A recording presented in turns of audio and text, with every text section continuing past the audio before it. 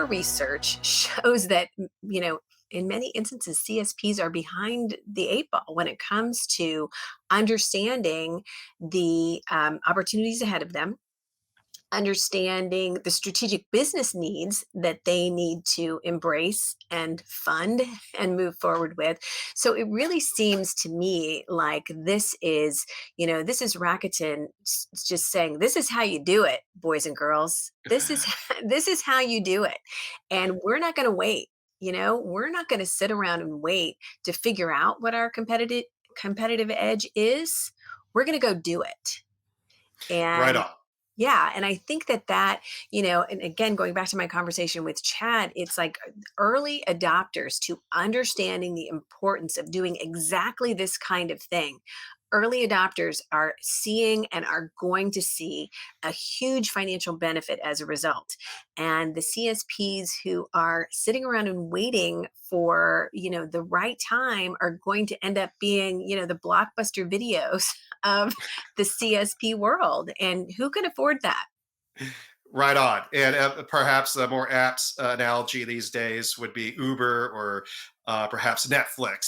Like when the 4G networks were first deployed, who knew those were going to be the innovative business cases? And the same Right. thing with 5G. You just have to be more ready, more prepared. And I fully agree. I think this is something that the communication service providers should have done sooner. And that is simply control more of the software assets that is important for them to not only transform their back office, their OSS and BSS capabilities, but also quite fundamentally become more adept at using cloud capabilities, whether partnering with a public cloud partner like AWS or Microsoft Azure or Google Cloud, but also easing hybrid cloud implementations and multi-cloud implementations, Right. which are pretty much the destiny of operators anyway. And this is something that I think is important to notice is that Rakuten is already selling into operators within the UAE, Saudi Arabia, Right. and the US again with the Legato network.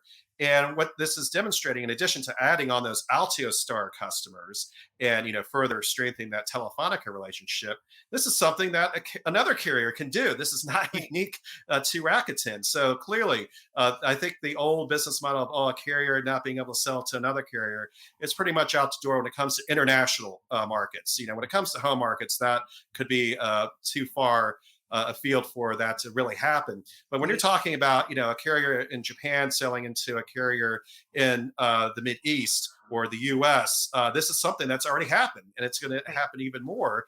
And Rakuten clearly is augmenting its ability to do that. And I think another important aspect here is that it's not just about controlling, say, the Open RAN software assets and being able to be the master of your destiny in terms of an Open RAN build and thus an overall 5G Right. build.